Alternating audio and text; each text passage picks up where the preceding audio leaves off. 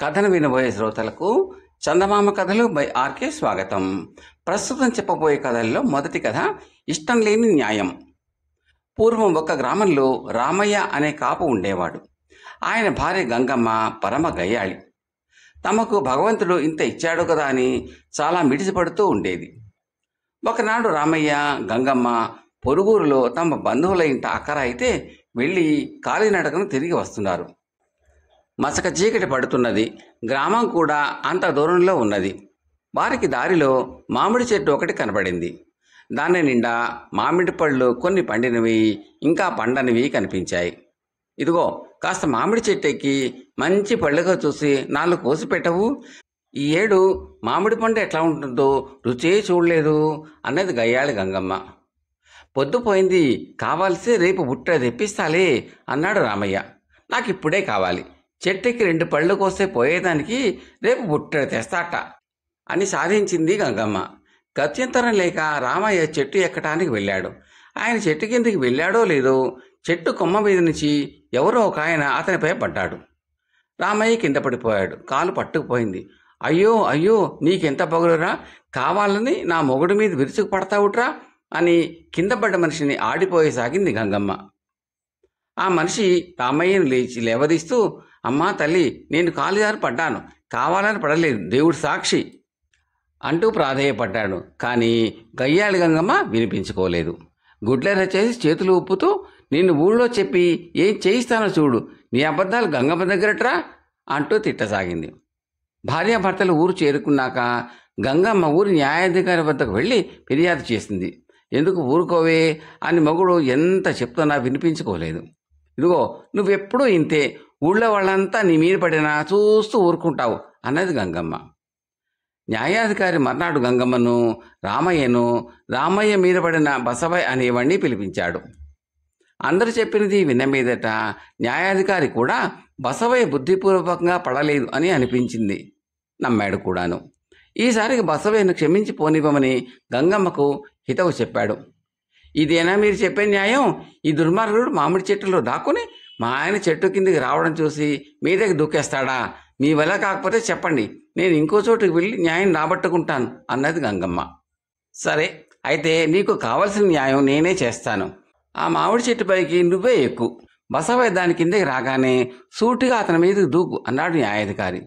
ఏమిటి, నేను చెట్టెక్కనా? ఆ మనిషి మీద పడబోయి కింద పడితే? ఒకవేళ మనిషి మీద పడితే మాత్రం నాకు దెబ్బ తగలదు అన్నది గంగమ్మ వెలా తెల్లా పోతూ. ఈ అనుమానాలన్నీ బసవయ్యకైనా ఉండవలసిందే కదా, మరి బసవయ్య మాట నమ్మవేం అన్నాడు న్యాయాధికారి. గంగమ్మ బుద్ధి తెచ్చుకుని తిరిగి చూడకుండా భర్తతో సహా ఇంటికి వెళ్ళిపోయింది. కథ సమాప్తం. రెండవ కథ మహాకావ్యం. పూర్వం విష్ణుపురం అనే అగ్రహారంలో మురళీమోహనుడు అని ఒక కవి ఉండేవాడు. అతనికి తాను చాలా గొప్ప కవిని అనే నమ్మకం. వాడు 2 నెలల పాటు ఎంతో శ్రమపడి ఒక కావ్యాన్ని రచించాడు. 1కి 2 సార్లు చదివాక అది చాలా గొప్ప కావ్యం అన్న అభిప్రాయం వాడికి కలిగింది.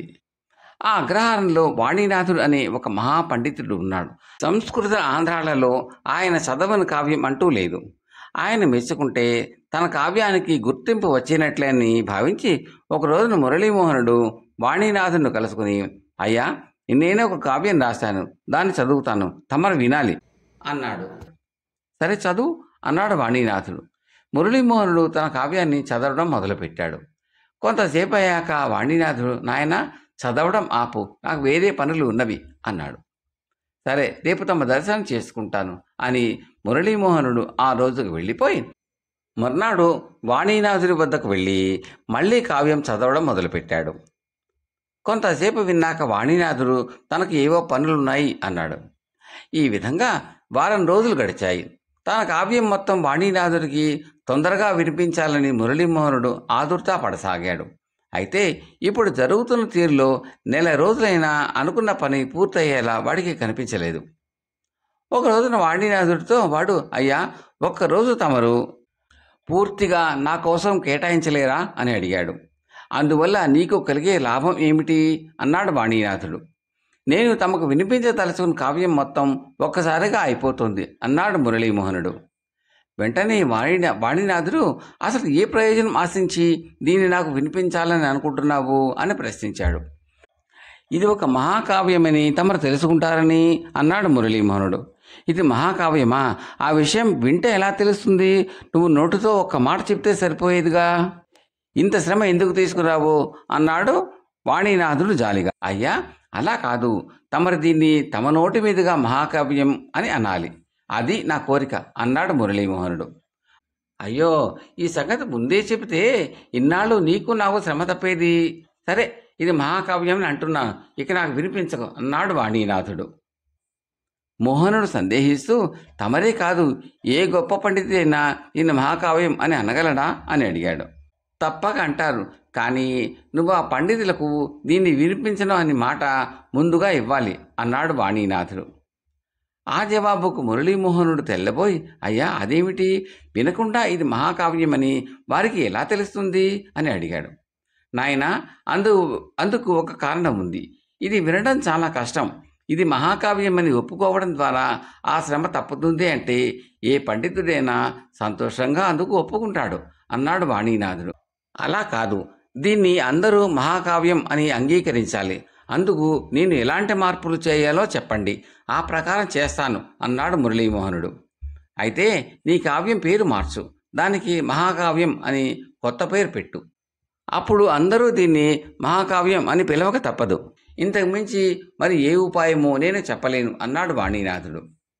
తన కావ్యం ఆ పండితుడికి నచ్చలేదు అన్న విషయం అప్పటికి అర్థం కాక మురళీమోహనుడు నొచ్చుకుని, అయ్యా, కావ్యం తమకు నచ్చకపోతే ఆ విషయం ముందే చెప్పి ఉండవలసింది అన్నాడు. అందుకు వాణీనాథుడు చిరునవ్వు నవ్వి, ఎప్పుడైతే నీ కావ్యాన్ని ఒకసారి వినడానికి నిరాకరించానో అప్పుడే నీకు విషయం అర్థమై ఉండాలి. నువ్వు అర్థం చేసుకోలేకపోయావు. నేనేం చేయగలను? నువ్వు నీ కావ్యాన్ని మహాకావ్యం అని పొగుడుకోగలవేమో, నాకు మాత్రం రచనను నిరసించడం అస్సలు మనస్కరించదు అన్నాడు.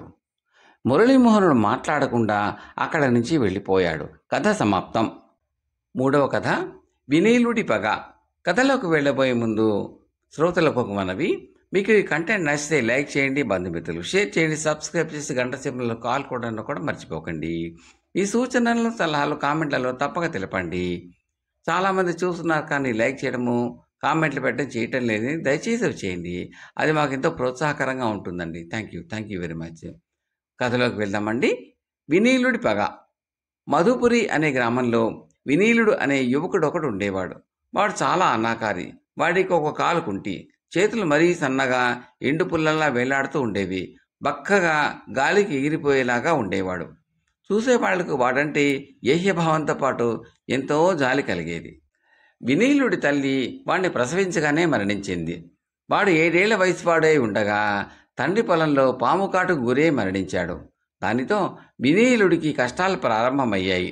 వాడి మేనమామ కనకరాజు వాడికి చెందవలసిన 4 ఎకరాల పొలం స్వాధీనం చేసుకున్నాడు. ఇందుకు ఊరి పెద్దలు కనకరాజును అదేమి అని ప్రశ్నించిన పాపాన పోలేదు.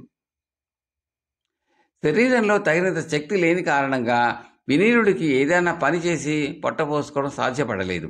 వాళ్ళు బిళ్ళు దయతలిచి పెట్టిన 4 మెతులు తిని కాలక్షేపం చేస్తూ ఉండేవాడు. ఆ గ్రామంలోనే ఉన్న సీతమ్మ అనే ముసలబ వినీలుడిని కొంచెం ప్రేమగా చూసేది. ఒకసారి సీతమ్మ వాడితో, ఒరే బాబు, మీ నాన్న సంపాదించి వదిలిపోయిన పొలం న్యాయంగా నీకే చెందాలి. దాన్ని నీ మేనమామ అక్రమంగా స్వాధీనం చేసుకున్నాడు. నువ్వు ఆయన దగ్గరకు పోయి పొలం మీద వచ్చే పంటలో సగమైనా ఇవ్వమని అడుగు అని చెప్పింది. వినీలుడు మేనమామ దగ్గరకు పోయి పొలం సంగతి అడిగాడు. అందుకు కనకరాజు ఉగ్రుడైపోయి, ఇక ఏనాడు నా ఇంటి ఛాయలకు రాకు, నీకు పంటలో భాగం కాదు కదా, గుడ్డి గవ్వ కూడా ఇవ్వను, జాగ్రత్త అని మెడపట్టు గెంటేశాడు. వినీలుడు గ్రామ పెద్ద నారాయణదాసు వద్దకు వెళ్ళి తనకు జరిగిన అన్యాయం చెప్పుకున్నాడు. నారాయణదాసు కనకరాజుని పిలిపించి వినీలుడి ఫిర్యాదు గురించి చెప్పి, ఇందుకు నీ జవాబు ఏమిటి అని అడిగాడు. కనకరాజు నారాయణదాసును దూరంగా తీసుకుపోయి అతని చేతిలో 100 వరహాలు పెట్టి, ఆ వినీలుడు నా మేనల్లుడే కావచ్చు, చూస్తున్నారు కదా, ఒట్టి అవిటి వెధవ, వ్యవసాయం వాడి వల్ల జరిగే పని కాదు, వాడికి ఇప్పుడు 20 ఏళ్ళు, ఇంతకాలంగా ఎలా బతుకుతున్నాడో ఇక మీద కూడా అలాగే బతకనివ్వండి అన్నాడు. నారాయణదాసు వినీలుడి దగ్గరకు పిలిచి, నువ్వు అనే పొలం నీది కాదు, కనకరాజుది. లేనిపోని గొడవలు తేకు. పొలం గురించి మరొకసారి ఫిర్యాదు చేశావో నిన్ను గ్రామం నుంచి బహిష్కరిస్తాను, జాగ్రత్త అన్నాడు. ఆ గ్రామంలో కాంతయ్య అనే పెద్ద రైతు ఒక ఆయన ఉన్నాడు. ఆయనకు వసంత అనే కూతురుంది. ఆమెది చాలా జాలిగుండే. గ్రామంలో అందరి చేత అవమానించబడుతూ తిండి లేక పస్తుల పాలవుతున్న వినీలుడు అంటే ఆమెకు ఎంతో సానుభూతి. వీలైనప్పుడల్లా రహస్యంగా ఆమె వినీలుడికి తినడానికి ఏమైనా ఇస్తూ ఉండేది. క్రమంగా వసంతకు వినీలుడి పట్ల గల సానుభూతి ప్రేమగా మారింది. వినీలుడు అన్నాకారే కానీ తెలివి గలవాడు, బుద్ధిమంతుడు. ఒకనాడు వసంత వినీలుడితో, నిన్ను పెళ్లాడదలిచాను, నీకు ఇష్టమే కదా, ఈ సంగతి మా నాన్నతో చెప్పి మన పెళ్లి జరిగేలా చూడు అన్నది చిన్నగా నవ్వుతూ. ఇది విన్న వినీలుడు పరమానందం చెంది వసంత తండ్రి కాంతయ్యతో సంగతి చెప్పాడు. కాంతయ్య ఉగ్రుడైపోయి వాణ్ణి కర్రలతో బాధించి వారం తిరగకుండానే బలవంతంగా వసంత పెళ్లి మరొకరితో జరిపించాడు. ఇది జరిగాక వినీలుడు బతుకు మీద విరక్తి కలిగి ఏ క్రూర మృగానికైనా ఆహారం అయిపోదామని దాపలో ఉన్న అరణ్యంలోకి వెళ్ళాడు. ఆ అరణ్యంలో అభయుడు అనే ముని ఉన్నాడు. ఆయన వినీలుడిని ప్రశ్నించి సంగతి సందర్భాలు తెలుసుకుని, నాయన, నువ్వు పుట్టినప్పటి నుంచి ఈనాటి వరకు నరకయాతలు అనుభవించావు. సరే, ఇప్పుడు నీకొక సాయం చేయదలచాను. నా దగ్గర 2 తిరుగులేని మంత్రాలున్నవి. అందులో ఒక మంత్రాన్ని మనసులో అనుకుంటే ఎటువంటి వ్యక్తి అయినా నిన్ను చూసి భయపడతాడు. 2వ మంత్రాన్ని జపిస్తే ఎంత కఠిన హృదయులైనా నిన్ను ప్రేమించి ఆదరిస్తారు. అయితే ఈ రెండిట్లో ఒక్క మంత్రాన్ని మాత్రమే నీకు ఉపదేశించగలను. ఏ మంత్రం కావాలో కోరుకో అన్నాడు. వినీలుడికి తన ఆస్తి అపహరించిన మేనమామ, ఫిర్యాదు చేసినప్పుడు న్యాయం చేయని గ్రామ పెద్ద నారాయణదాసు, వసంత నుంచి తనను ఇంత దూరం చేసిన కాంతయ్య గుర్తుకు వచ్చారు. వాడికి వాళ్ల మీద పగ తీర్చుకోవాలన్న ఆలోచన కలిగింది. వాడు మునిని తనను చూసి ఎంతటి వారైనా సరే భయపడే మంత్రం ఉపదేశించమని కోరాడు. ముని అలాగే చేశాడు. వినీలుడు తన గ్రామానికి వెళ్ళి ముందుగా తన మేనమామ ఇంటి తలుపు తట్టాడు. కనకరాజు తలుపు తెరిచి వినీలుని చూసి మండిపడుతూ, ఏరా అవిటి వెధవా, చెప్పాను కదా, మళ్ళీ ఎందుకు వచ్చావు? పొలం గురించి అడగడానికా అన్నాడు. వినీలుడు జవాబు చెప్పకుండా ముని ప్రసాదించిన మంత్రం జపించాడు. ఆ మరుక్షణం వినీలుడు కనకరాజుకు మహాకాయుడైన రాక్షసుల్లా కనిపించాడు. కనకరాజు నోట మాట రాక వణికిపోతూ కుప్పలా నేలకూలి మూర్ఛపోయాడు. ఈ జరిగిన దానికి వినీలుడు చాలా సంతోషించి గ్రామ పెద్ద నారాయణదాస్ కోసం రచ్చబండి దగ్గరకు బయలుదేరాడు. 10 మంది మధ్య టీవీగా కూర్చుని ఏవో కబుర్లు చెబుతున్న నారాయణదాసుకు తనకేసి వస్తున్న వినీలుడు నోటి నుంచి నిప్పులు కక్కుతున్న భయంకర మృగంలా కనిపించి ఒక్క చావుకేక పెట్టి అక్కడ నుంచి పారిపోయాడు. తర్వాత వినీలుడు పెద్ద రైతు కాంతయ్య పొలం వెళ్ళాడని తెలుసుకుని అక్కడికి బయలుదేరాడు. అయితే కాంతయ్య పొలం నుంచి తిరిగి వస్తూ వినీలుని చూసి బుసలు కొడుతున్న 100 తలల సర్పరాజులాగా భ్రమించి చేతులు 2 జోడించి ఏదో అనబోయిన వాడల్లా నోరు పగిలక నేల మీద బోర్లా పడిపోయాడు. ఇప్పుడు వినీలుడికి తనకు హాని చేసిన వారి అందరి మీద పగ తీర్చుకున్నాను అన్న సంతృప్తి కలిగింది. వినీలుడు అరణ్యానికి పోయి ఏవో మంత్రశక్తులు సాధించుకు వచ్చాడు అన్న వార్త గ్రామమంతా పాకిపోయింది. ఆనాటి నుంచి వాణ్ణి చూసి ప్రతి ఒక్కరూ భయపడిపోసాగారు. వాడు గ్రామంలోని ప్రధాన వీధి గుండా వస్తున్నాడంటే జనం భయంతో సందులు గొంతుల్లోకి పోయి దాక్కునేవారు. ఇదంతా చూసి వినీలుడికి ఆనందంతో పాటు చాలా గర్వం కూడా కలిగింది. ఇలా కొంతకాలం గడిచింది. క్రమేణా వినీలుడికి తనను చూసి అందరూ భయపడుతూ ఉండడం కొంత అసంతృప్తికి కారణం కాసాగింది. అలాంటి దశలో ఒకనాడు సాయంత్రం వాడు గ్రామం పక్కన ఉన్న మామిడి తోటలోంచి వెళ్తూ ఉండగా అక్కడ ఆడుకుంటున్న చిన్నపిల్లల్లో ఒకడు నేలబారుగా ఉన్న మామిడి కొమ్మ మీద నుంచి కింద పడి ఏడవసాగాడు. వినీలుడు చప్పున పోయి వాడిని ఎత్తుకుని దెబ్బ తగిలిందా అని అడిగాడు. అయితే ఆ పిల్లవాడు వణికిపోతూ నన్ను వదిలేయి అంటూ అనవసాగాడు. వినీలుడు ఆశ్చర్యపోయి, ఎందుకులా వణికిపోతున్నావు, నేనంటే భయమా అన్నాడు. ఆ పిల్లవాడు ఇంకా వణికిపోతూ, అవును భయం, నువ్వు మంత్రకాడివి, నన్ను వదులు అంటూ గింజుకోసాగాడు. వినీలుడు వాణ్ణి అక్కడ వదిలి తాను సంపాదించిన మంత్రశక్తి కారణంగా ప్రజలు తనంటే ఎంతగా భయపడుతున్నారో, వాళ్ళ దృష్టిలో తను ఎంత హీనుడైపోయాడో గ్రహించి తల వంచుకుని విచారంగా ఇల్లు చేరాడు.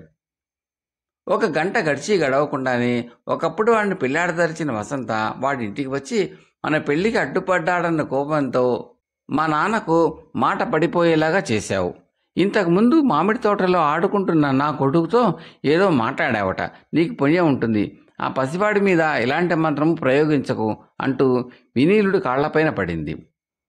వసంత మాటలకు వినీలుడు నివ్వెరపోయాడు. వాడికి కళ్ళల్లో నీళ్లు తిరిగినాయి. వాడు దుఃఖభారంతో అప్పటికప్పుడే అరణ్యానికి పోయి అభయమునికి పాదాభివందన చేసి, మునివర్య, ఎంతో అనుభవం తర్వాత ఇన్నాళ్లకు నేను చేసిన తప్పు గ్రహించాను. అందరూ నన్ను నరరూప రాక్షసుడు అనుకుంటున్నారు. నేను నేర్చుకున్న మంత్రం మర్చిపోయేలాగా చేసి అందరూ నన్ను అభిమానించే, గౌరవించే మంత్రం ప్రసాదించండి అని వేడుకున్నాడు. అభయముని చిరునవ్వు నవ్వి వినీలుడికి వాడి కోరిన మంత్రం ఉపదేశించి ఆశీర్వదించాడు. వాడి మనసులో ఇప్పుడు ఎవరి మీద పగ, ద్వేషాలు లాంటివి లేవు. అయినా వాడు తిరిగి స్వగ్రామానికి రాకుండా ఎక్కడైనా దూర ప్రాంతాన నలుగురి ఆదరణ, అభిమానాలతో కాలం వెళ్ళబుచ్చటం మేలు అనుకుంటూ అరణ్య మార్గాన మరొక దిక్కుగా వెళ్ళి మరొక గ్రామం చేరి అక్కడ గ్రామస్తుల ఆదాభిమానాలతో ఒక మంచి ఉద్యోగం సంపాదించాడు. పరిపూర్ణమైన ఆరోగ్యాన్ని పొంది పెళ్లి చేసుకుని సుఖంగా జీవించాడు. కథ సమాప్తం.